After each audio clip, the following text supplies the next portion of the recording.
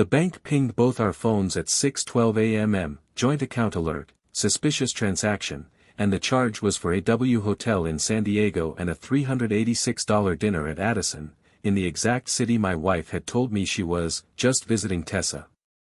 By the end of the morning, one phone call would collapse her whole alibi, and I'd already started building the paper trail that would make her business trips the most expensive mistake of her life. Scottsdale is the kind of town where people don't live, they curate.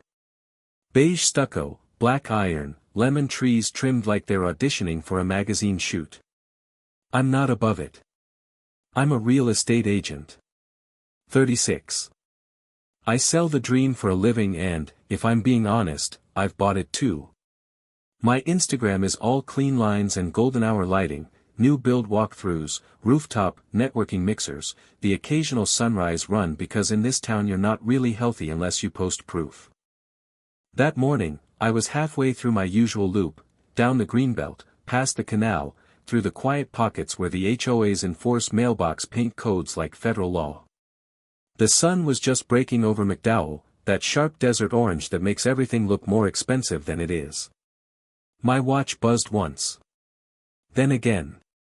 I slowed, pulled my phone out, expecting a showing cancellation or another HOA email about someone's trash can being visible from the street. Instead, bank alert. Possible fraud detected, $1,842.17, W San Diego. $386.40, Addison restaurant. I stopped like I'd hit a wall. Fraud. Right. Because my wife, Paige, didn't do fraud. Paige did optics, clean nails, clean stories, clean exits. She did panels, conference colleagues, that polished corporate smile that made people assume she had nothing to hide. But the charges were sitting there, bold as day. I stared at the screen long enough for the desert air to feel thin in my lungs. Then I did what I always do when something doesn't add up, I looked for the pattern. Paige had changed in small ways first, nothing dramatic, just strategic. She'd started paying for things with her own card. Fine. We both work. I'm not the guy who monitors receipts like a wannabe prison warden. But she also started saying things like, "Don't look at the statements, okay?" Flat. Like an instruction. Why would you even care? And the one that stuck under my skin, "Please don't dig into it." Dig. Like I was a dog pawing at something buried. It didn't fit. Not with us. Not with how we'd always run life, shared calendar, shared mortgage, shared everything that mattered. She used to ask my opinion on hotel choices like it was a fun debate. Now she spoke about money like it was classified. I stood on the side of the path, sweat cooling on my neck, and opened the bank app. The alert was tied to our joint account because we had notifications set for anything over a certain amount, basic fraud protection, nothing controlling. There it was again, San Diego. Hotel. Fine dining. San Diego was not where she said she was.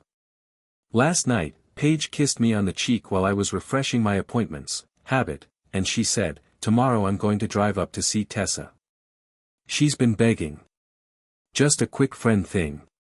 Tessa was her college friend. The safe friend.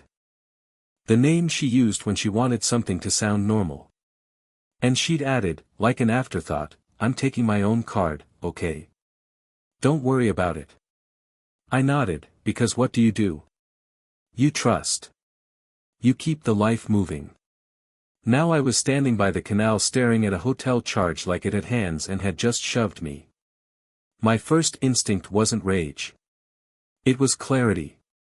Because I sell houses. I read people. Every day. I watched them lie with their smiles and tell the truth with their habits. Paige had been unchallenged. I walked back to my car without finishing the run. I didn't call her. Not yet. In Scottsdale, confrontation is for amateurs. The pros gather leverage first. When I got home, the house looked perfect, counters wiped, throw pillows in their assigned positions, a faint smell of her expensive shampoo still hanging in the bathroom like a signature. I sat at the kitchen island and pulled up the transaction details. I screenshotted everything, timestamps, merchant codes, locations. I downloaded the statement. I saved the alert email. I forwarded it to a folder I created on the spot, Taxes 2026. Because I'm not dramatic. I'm organized. Then I did the simplest thing, the thing that, in retrospect, felt like pulling one loose thread and watching the whole sweater unravel. I called Tessa. She picked up on the second ring, cheerful, slightly out of breath. "Hey. What's up?" "Tessa," I said, keeping my voice neutral. "Quick question. Paige said she was coming to see you today." There was a pause so clean it could have been edited. What? My fingers tightened around the phone. "She said she was visiting you. Driving up." Another pause, longer. Then confusion turned into something sharper. "I haven't seen Paige in, God, like, a year. Maybe more. We text sometimes but, she's not coming here." I didn't say anything for a moment. Just listened to the tiny sounds on her end, real life continuing while mine quietly flipped over. "Tessa," I asked, still calm, "did you two talk recently about meeting up?" "No," she said, now worried. "Is she okay? Did something happen?" I looked down at my phone again. San Diego. Addison. "Yeah," I said, and I hated how steady my voice was. "Something happened." I ended the call and sat there staring at the granite like it was going to offer an explanation. My brain tried to be generous, surprise trip, last-minute conference, some dumb misunderstanding, but the pattern didn't support, maybe. The pattern supported someone who didn't want to be tracked. Expensive hotel. Expensive restaurant. A city she hadn't mentioned. A friend who didn't know. And the new rule, don't look at the statements. I opened our shared calendar because I refresh it like other people check sports scores. Paige had blocked off the next 2 days as client meetings. No details. No location. Just a clean little lie in a pastel rectangle. Something cold settled in my chest, not panic. A negotiator's calm. Because I knew, right then, I wasn't dealing with a mistake. I was dealing with a person who thought I'd never check. I could already hear her voice when she got back, "You're being paranoid. Why are you snooping? You're making this into something it's not." And I could already see how it would look from the outside, the polished couple in Scottsdale with the perfect photos, the perfect story, until one of us decided to rewrite it without telling the other. I stood up, went to my office, and pulled out the folder where we kept our important documents, deed, insurance, HOA letters threatening fines over weeds that weren't even ours. I added a new folder behind it. Quiet. Hidden in plain sight. Then I opened a fresh note on my phone and typed the first line like I was documenting a listing issue, date/time/claim/proof. Because people protect appearances more than relationships. And patterns never lie. By the time Paige called me that afternoon, bright, breezy, "Hey babe." I already knew 2 things, my wife wasn't where she said she was, and whatever she was doing, she was spending like she thought consequences were for other people. I answered in my normal voice. "Hey," I said, like I didn't have her lie sitting in my hand. And while she talked, laughing too easily, I stared at the saved statement on my screen and realized I wasn't just going to catch her, I was going to structure the fallout so she couldn't drag me down with her. Paige came home the next evening like she'd been dipped in confidence. Not the tired, post-road trip kind. She walked through the front door wearing a fitted blazer I'd never seen before, hair blown out, lipstick fresh, sunglasses still on even though the sun had started dropping behind the neighbor's palms. It was the kind of entrance you make when you want the camera to catch you. "Babe," she sang, like we were in a commercial. "I missed you." I was in the kitchen, pretending to scroll, but really I was watching her like she was a buyer trying to lowball me with a smile. I'd already copied the statement into a private folder.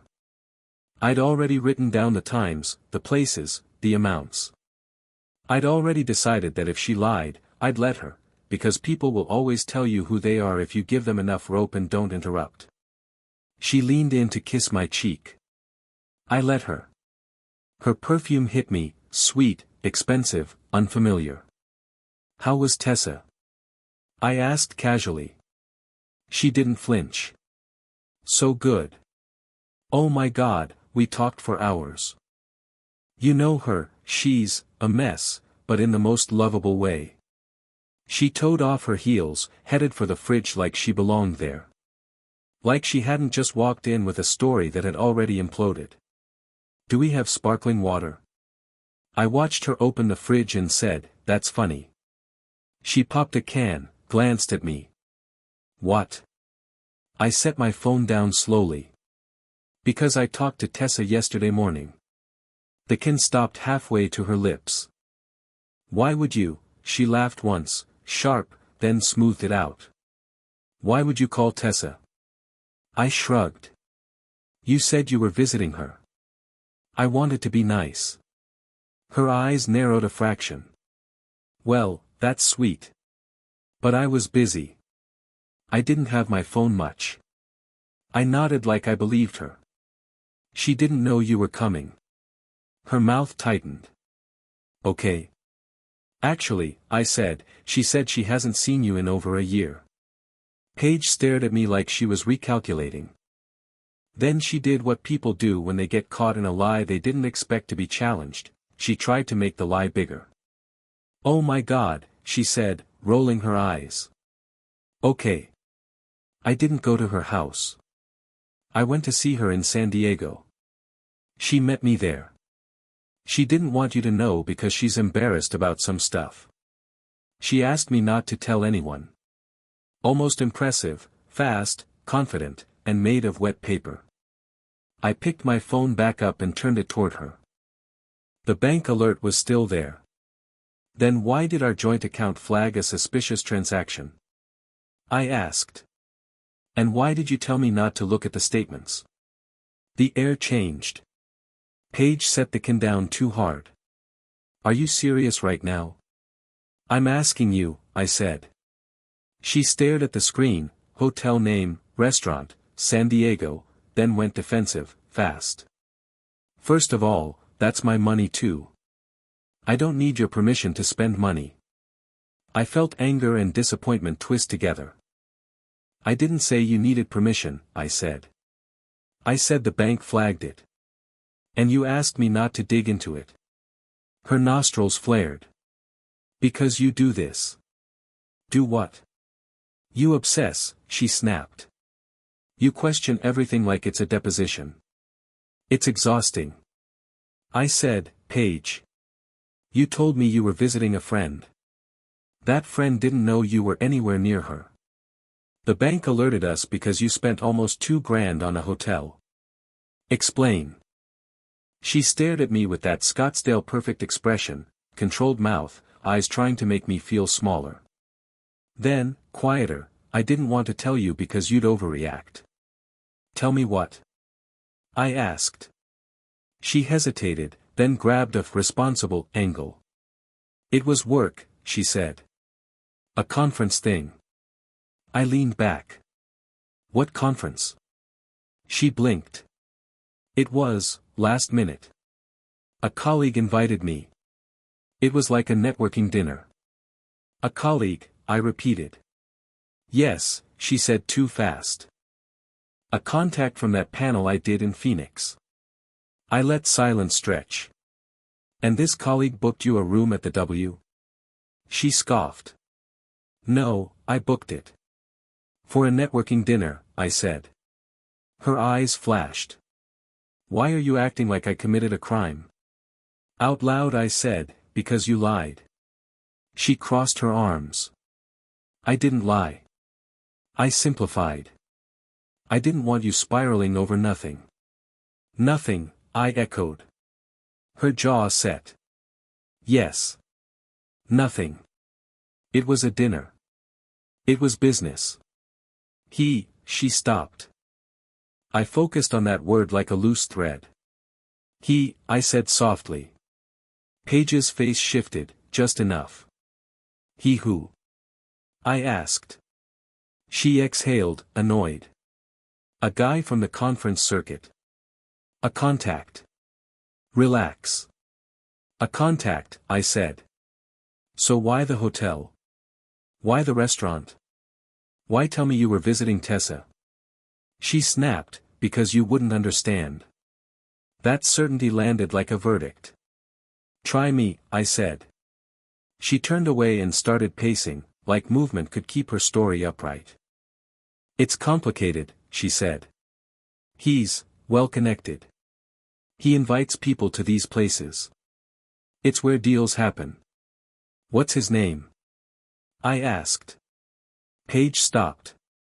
Shoulders up, armor back on. Why does that matter? Because it matters, I said.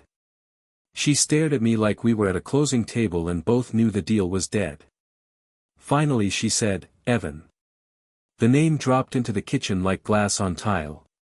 Evan, I repeated. Last name? Chin up. I don't know. I waited. You don't know the last name of a well-connected guy you're doing business dinners with? She waved a hand. It's not like that. Then what is it like? I asked. Her eyes went glossy, not tears, more like irritation trying to disguise itself as hurt. You're making me feel like I'm on trial, she said, voice trembling just enough to weaponize it. I'm your wife. You're supposed to trust me. I said, trust doesn't exist without honesty. She laughed bitterly. Oh my God. Here we go. The morality speech. Then she pushed past me toward the hallway. I need a shower. I'm done with this. I followed, not crowding her, just staying in the frame. Paige, I said, calm, I need the truth. Right now. She turned at the doorway, eyes sharp. The truth is you're being controlling. I almost smiled, not because it was funny, because it was predictable. I'm not controlling, I said. I'm paying attention. Her gaze flicked once to my phone on the counter. Then, softer, almost pleading, please don't do this. Please don't dig. You're going to blow up our life over nothing. I held her stare. If it's nothing, I said, you wouldn't be scared of me digging. For the first time, panic flashed, quick, buried, real. She swallowed, straightened. I'm not scared, she said. But her hands were shaking when she reached for the doorknob. She disappeared into the bathroom. I didn't chase her. I walked back to the kitchen, opened my notes app, and typed exactly what she'd said, word for word, Tessa. San Diego. Networking dinner. Evan. Don't dig. You're controlling. Because in real estate, in divorce, in life, words are property. And Paige had just handed me the deed to the end of our marriage without realizing it. I didn't sleep that night. Not because I was pacing or sobbing. I was doing what I do when a deal goes sideways, building the file. Scottsdale rewards the people who stay calm, look expensive, and never show their hand until the ink is dry. By midnight, my notes app looked like a deposition outline. Date. Time. Claim. Proof. Paige was in the guest room, her choice, framed like a protest, because I didn't feel safe with your energy. I sat at my desk, refreshing our shared calendar like a nervous tick, then stopping myself. It didn't matter what she typed into pastel blocks. The bank statements didn't care about her aesthetics. What shocked me wasn't the one hotel. It was how quickly the pattern emerged once I started looking. San Diego wasn't a fluke. It was a rhythm. There were other charges, smaller ones at first, disguised as normal, coffee that was actually a $47 boutique cafe near a resort. Parking that lined up with valet at hotels that don't even have self-parking. A client lunch that turned into a steakhouse bill that could have financed a kitchen remodel. Every time, the location matched one of her work things. And her language became a list too, same phrases, same deflections, don't dig. Why are you obsessed? You're making it weird. You wouldn't understand.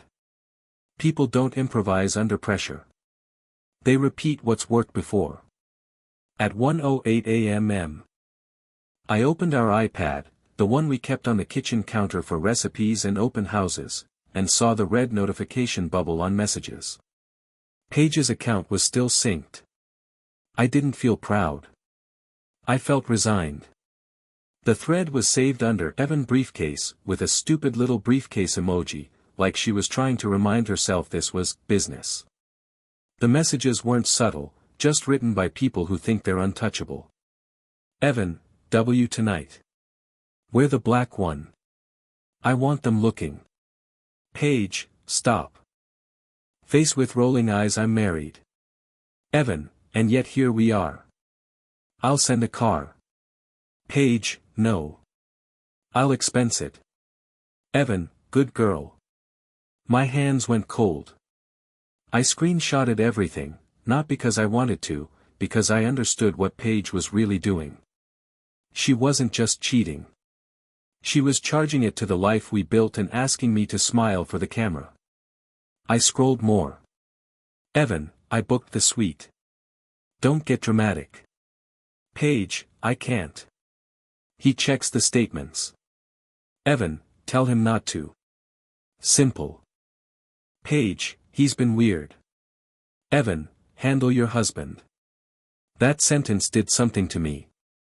Not anger, something cleaner. Like a lock clicking into place. By 2 a.m., I had a folder on my encrypted drive labeled Receipts, and inside it, statements, screenshots, the timeline, and a spreadsheet where every charge lined up with her alibi like dots in a connect the lines drawing. At sunrise, I went for my run anyway. Not because I felt okay, because my body needed somewhere to put the adrenaline. Scottsdale joggers nodded at me, polished people in polished gear, all pretending life was stable. When I got back, Paige was in the kitchen in athleisure, hair in a tight ponytail, sipping coffee like she was the victim of my energy. We moved around each other like strangers at an open house. I said, "What's Evan's last name?" She didn't look up. I told you, I don't know. I slid my phone across the counter, one screenshot. Her face changed instantly. She started. That's you, I said. That's him. That's a suite you didn't tell me about. That's you telling him I check statements. Paige blinked hard.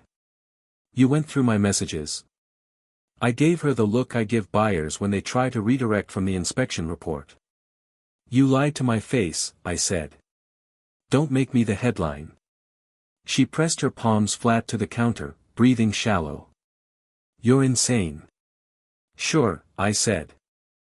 Insane is noticing the joint account getting drained while you play corporate girlfriend in boutique hotels. Her mouth opened, then closed. Please, she whispered, switching tactics. We can fix this. I laughed once, short. No. You can't fix a pattern. You can only stop it. She swallowed. If you do this, if you make this public, you'll ruin me. That was the first honest thing she'd said. I didn't threaten. I didn't raise my voice. You already ruined you, I said. I'm just documenting it. Then I drove to a family law office in Old Town that smelled like money and consequences. The attorney's name was Stephanie, sharp haircut, eyes that didn't blink through my story. When I finished, she tapped her pen once. Arizona is no fault, she said. The court doesn't care who cheated. I figured, I said. But the court can care about abnormal or excessive expenditures of community funds. What you're describing, luxury hotels, high-end dinners, trips, can support a claim of marital waste. I felt direction lock in. Stephanie laid it out like a checklist: file first, serve the petition, trigger the automatic injunction that stops asset games, separate my direct deposit immediately, close or freeze joint credit lines, document every charge, push for orders that assign her spending-related debt to her. And, she added, do not leave the house unless we have a plan. Don't let her frame you as unstable. Keep communication in writing. Scottsdale is a stage. Divorce is the lighting rig. I left with a retainer paid and a strategy that felt like armor. Then I found Evan. Once you have a last name, a city, and a profession, people aren't hard to locate, especially the ones who love expensive places because they also love being seen in them. Evan Hartman. His LinkedIn was a shrine: entrepreneur, investor, family man. Pictures in tailored suits, posing at conferences, holding microphones like truth came out of them. And there she was in one photo's background page, half turned away, laughing like she belonged there. I clicked through and found his wife. Brooke Hartman. Blonde, perfect teeth, charity gala photos, 2 kids in matching outfits. The kind of family that screams stable so loud it becomes suspicious. I didn't message her with drama. I sent one clean line: I'm Paige's husband. I believe our spouses are involved. I have documentation. If you want to talk, I will share it. She responded in 11 minutes, call me. We met at a cafe in North Scottsdale where everyone pretends they're there for espresso and not surveillance. Brooke arrived in sunglasses like she was trying to keep herself intact through denial. She sat across from me and said, in a voice scraped raw, tell me you're wrong. I slid my phone across, not the worst screenshots, just enough: the hotel, the suite, the good girl. Brooke's hand flew to her mouth. She shook her head like the motion could erase it. I knew, she whispered. I knew something was off. He started saying I shouldn't look at the accounts because it stressed him out. Same script. Different house. She lifted her eyes to me, grief hardening into something sharper. What do you need? I didn't smile. Maximum proof, I said. Not for revenge in the way people think. For legal leverage. For protection. Brooke nodded once. Okay. So we did it like adults in business clothes. We compared dates. Matched charges. Built a shared timeline. Brooke pulled phone records through their carrier plan. I pulled statements, screenshots, calendar discrepancies. Brooke had access to Evan's conference receipts folder, because men like him think spreadsheets are foreplay. Within 48 hours, we had enough to make a clean story that couldn't be spun: ongoing affair, coordinated lies, high-spend hotels and restaurants, community money funding it, explicit conversations about hiding it.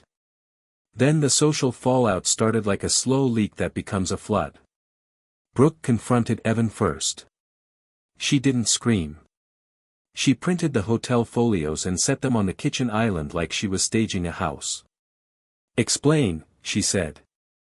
Evan tried the same moves Paige did: deny, deflect, accuse her of snooping, call her crazy, but Brooke had receipts and a lawyer on standby. Then she did the part that really hurt him: she told his parents. Not with dramatics. With documentation. She sent screenshots to his sister who ran the family group chat. She forwarded the folios to his father, because Evan's business was built on introductions and reputation. Suddenly Evan wasn't a slick entrepreneur. He was a liability. Meanwhile, Stephanie filed my petition. Paige got served on a Wednesday afternoon, right between her blowout appointment and some networking event she'd RSVP'd, maybe, to. I wasn't there. I stayed clean, stable, predictable. But when she got home, her eyes were wild. You're doing this, she hissed, waving the papers like consequences were a personal attack. I stood in the hallway with my arms relaxed at my sides. Yes, I said. I'm doing this. She stepped closer. You're going to embarrass me. I met her stare. You embarrassed you. Her voice broke. You're taking everything. No, I said, calm as a closing table. I'm taking what I need to make sure your spending doesn't become my debt. And that was the moment Paige understood, this wasn't going to be a dramatic breakup she could spin into a sympathetic narrative. This was going to be paperwork. Proof. A structured exit. And the expensive places she loved were about to become the reason she couldn't afford to stay standing. People think revenge feels like fireworks. It doesn't. It feels like waking up every morning with your jaw clenched so tight you can taste metal. It feels like your own house turning into a showroom, clean, staged, empty, because you can't stand anything being out of place when your life is. The week after Paige got served, I became a machine by accident. Not because I was strong, because if I stopped moving, I'd have to feel everything at once. I ran every sunrise. Same loop. Same pace. Canal path, desert air cold enough to sting. I'd pass the same joggers, the same couples walking dogs, the same guy who always wore a visor like he was sponsored by denial. Everyone nodded like we were all part of the same quiet club. And I'd nod back like my marriage wasn't actively collapsing. That's Scottsdale. Nobody asks questions unless they already know the answer, and even then they'll ask it like a compliment. At home, I refreshed my calendar obsessively, showings, listing appointments, inspections, client calls, staring at blocks of time like if I lined them up right, the chaos would resolve into something logical. But nothing resolved. It just kept hurting in different shapes. Paige tried to act like she was still in control at first, loud phone calls on speaker, passive-aggressive clanging in the kitchen, dramatic sighs like she was auditioning for sympathy. Then the money tightened, and the mask started slipping for real. The first time she realized she couldn't use the joint accounts the way she had been, she came into the kitchen with her eyes wide and glassy, holding her phone like it had betrayed her. "What did you do?" she demanded.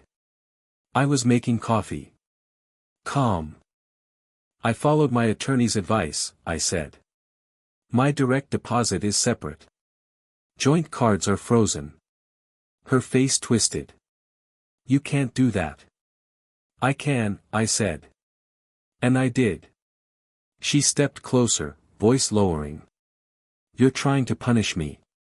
"No," I said. "I'm trying to protect myself."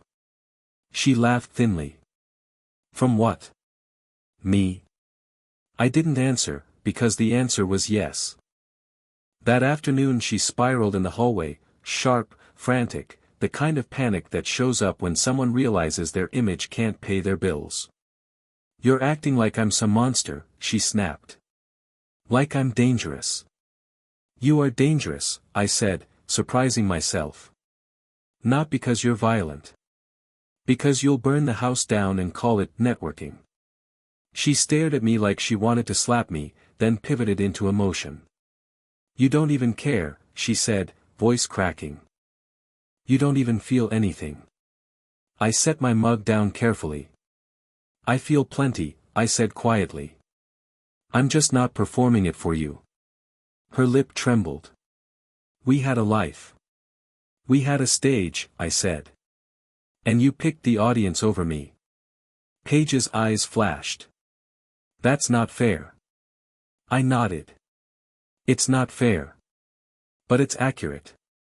After that she tried different versions of the same apology. "I made a mistake, I was lonely, we can go to counseling," all of it blurry, like she was trying on outfits and watching my face for a reaction. But she never told the truth cleanly. Not once did she say, "I chose him." Not once did she say, "I used our money." Not once did she say, "I lied and I did it on purpose." Everything came wrapped in excuses. The worst part wasn't even imagining her with Evan. It was the everyday lying, the way she'd look at me while she said, "Tessa," the way she'd kiss my cheek with a fresh blowout and walk out the door like I was furniture, the way she'd come home and tell me about conference drama, while her phone sat face down like a loaded weapon. I started noticing how many memories were staged, charity event photos where she's smiling on my arm, while she was texting him, a Sedona weekend where she insisted on a solo hike, even the HOA barbecue where she laughed too loud. Was she already practicing the version of herself that didn't need me? Grief, when you're image-focused, isn't just losing a person. It's losing the story you were selling. I stared at our wedding photo in the hallway, sunburned, happy, slightly drunk on the idea that love is enough, and felt anger rise hot enough to rip it off the wall. Instead I stood there breathing like I was trying not to break in half. Because anger was easy. Sadness was the one that scared me. Sadness showed up when I came home after a showing and realized there was no one to tell about my day. When I'd scroll the shared calendar out of habit and see her old blocks, panel, travel, client dinner, and feel sick. When the bed felt too wide and too still.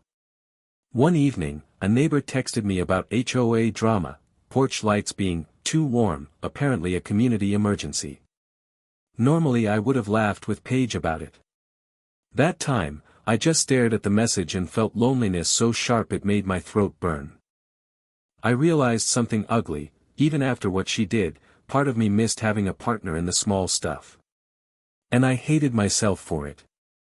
I called Brooke once, late, because she was the only person who understood the specific insanity of being lied to with confidence. She picked up immediately, voice tired. "You okay?" "No," I exhaled. A pause. Then, "Yeah. Same." We talked logistics, lawyers, accounts, how everything becomes paperwork when your life collapses, until Brooke said quietly, "The worst part is realizing they were laughing while we were trying." I swallowed. "Yeah.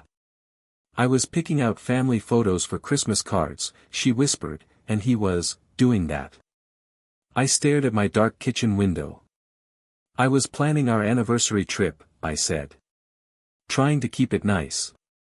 Brooke made a sound that was half sob. "We're clowns," she whispered. "No," I said. "We were loyal." After I hung up, I sat at the kitchen island again and finally let myself feel it, not rage. Humiliation. Because betrayal isn't only heartbreak. It's being made a prop in someone else's double life. It's realizing you were convenient. The next morning, I ran harder than usual, punishing pace, lungs burning, legs turning to sand, the sun coming up anyway, bright and indifferent. When I got home, I stood in the driveway, sweaty, shaking, and stared at the house like it belonged to someone else. I realized I wasn't fighting to keep the marriage anymore. I was grieving it. That shift was small, but final. I walked inside, showered, and when I opened my calendar, I didn't refresh it. For the first time in weeks, I just looked at the day and thought, okay. This is my life now. It didn't feel good. But it felt real.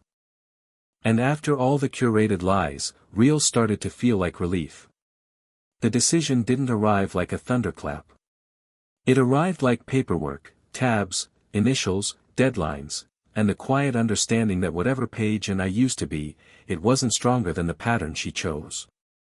Stephanie called it a clean exit. I called it survival. The morning I moved into the guest room, Paige stood in the hallway in one of those matching athleisure sets that scream "I'm fine," arms crossed, eyes sharp. "So that's it," she said. "You're really doing this?" "Yes," I said. She laughed, bitter. "Over dinners." I looked at her like I was evaluating a property with a beautiful facade and mold in the walls. "It wasn't dinners," I said. "It was the lies you built around them." She rolled her eyes, but I saw the fear underneath, fear of losing stability, not fear of losing me. She tried one last angle, "You know what people are going to think." There it was. The Scottsdale gospel. "I know," I said. "And I don't care anymore." Her face changed, because she'd counted on me caring more than anything. We set boundaries like a business arrangement, separate rooms, separate schedules, text only and less urgent, anything important through attorneys. Cold, but clean.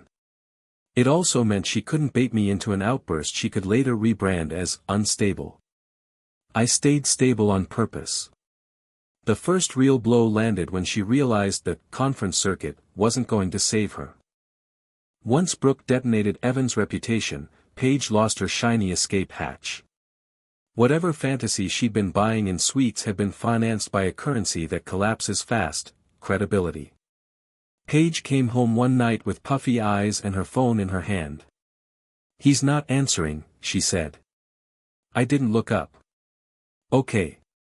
She stepped closer. "I think he's blaming me." I met her gaze. "Of course he is."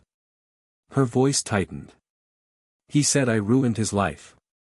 I almost laughed. "No," I said. "He ruined his life. You just thought you'd be the exception to consequences." Paige flinched. "Why are you being so cruel?"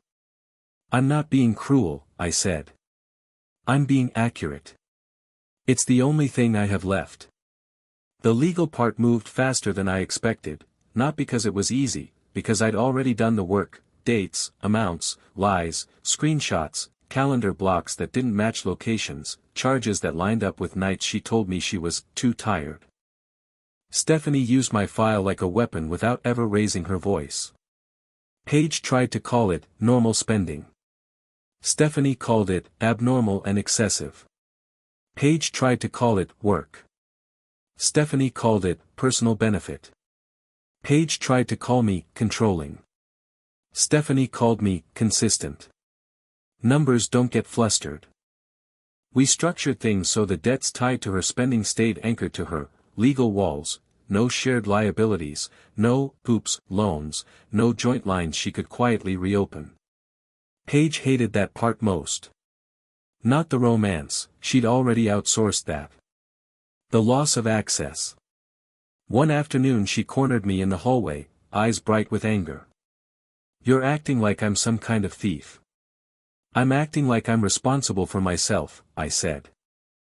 "You're going to leave me with nothing," she said, voice shaking. I looked at her, this woman I once believed was my teammate. "I'm not leaving you with nothing," I said quietly. "You're leaving you with whatever you built. That's the difference." The actual end came on a random Tuesday. A weekday with a signature line. When it was final, Paige sat at the kitchen island again, staring at the paperwork like it was written in a foreign language. "So what now?" she asked. "Now we live separate lives," I said. She swallowed. "And you're just okay." I thought about the numbness, the rage, the nights I stared at the ceiling replaying messages I wished I'd never seen. "No," I said. "I'm not okay. I'm just done bleeding for someone who didn't mind cutting me." She looked down. "I never meant to hurt you." I almost believed her, not because it excused anything, because people like Paige don't set out to destroy. They just prioritize themselves so aggressively everyone else becomes collateral. "You didn't mean to," I said. "You just didn't care enough to stop." After she moved out, the house felt too quiet, like a staged listing, clean and hollow. I sold it. Not out of spite, out of sanity. I bought a smaller place that felt like mine, not ours. Sunrise runs. Clean finances. Quiet evenings where I didn't feel like I was competing with a phone screen. Dates here and there, nothing serious at first, just reminding myself that intimacy doesn't have to feel like negotiation. Paige didn't land cleanly. Her spending caught up with her fast. The lifestyle she'd been financing through shared stability now had to be funded alone. I heard through the Scottsdale grapevine, because of course I did, that she was still posting, still smiling, still going to events like nothing happened, but the undertone shifted, downsized, between opportunities, selling things she used to brag about buying. Watching her struggle didn't heal me. It just confirmed the truth.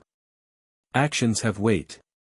Eventually, everyone carries what they chose. My fresh start wasn't a montage. It was boring, which is exactly what I wanted. The biggest change was internal. I stopped trying to out-polish other people's mess. I started trusting patterns over promises. If I have advice, it's this: don't let someone weaponize your desire to keep the peace. Don't let optics become a cage. If your gut says something doesn't add up, don't argue with yourself like you're the one on trial. Patterns don't lie. People do. Paige wanted me to look away, to not dig, to keep the image intact while she lived a second life in expensive places. I dug anyway. And it cost her. But it saved me.